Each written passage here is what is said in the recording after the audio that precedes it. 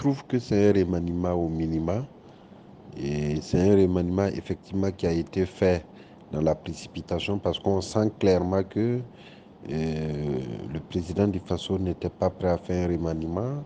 Mais apparemment, c'est les OSC et la rue qui lui a un peu poussé. Ou bien s'auto-proclamer ministre de la Défense.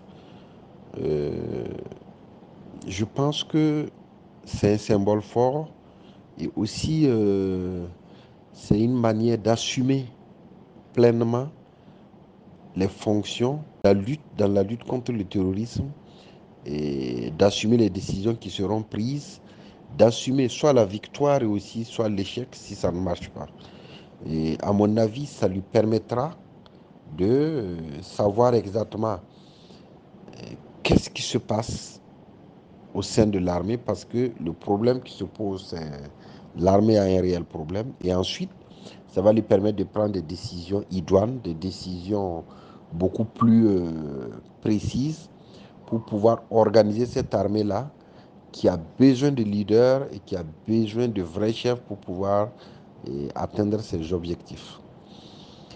Le fait d'avoir nommé un ministre délégué et un officier de l'armée, je pense que c'est comme un conseiller à qui il va confier des tâches et aussi ou à qui il va pleinement confier des pouvoirs pour pouvoir interagir. Je pense que cet officier sûrement va souffler à son oreille et dans l'intérêt supérieur de la nation. Donc, à mon avis, il a sa place et aussi je pense que c'est peut-être une manière de préparer les esprits de la population à accepter dans un futur autre gouvernement et la présence pleine des militaires au sein du gouvernement.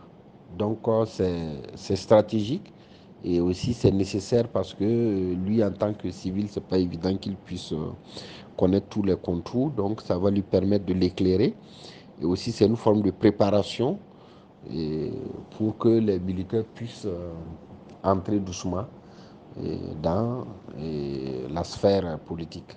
Maintenant, concernant le ministre de la Sécurité, c'est que là, il a une lourde tâche parce que c'est un ministère qui a beaucoup de problèmes.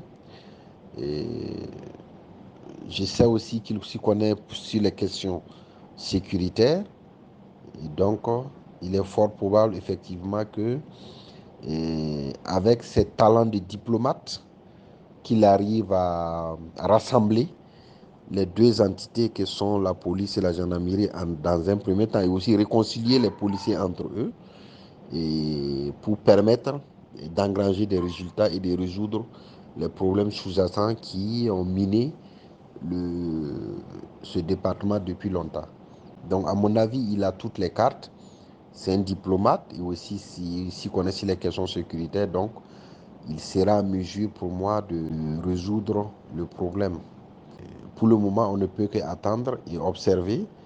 Et les jours à venir vont être décisifs si toutefois, au niveau de la hiérarchie militaire, il y a des changements ou pas. Parce qu'effectivement, il faut aussi qu'il y ait des changements. Et aussi au niveau de la hiérarchie de la police.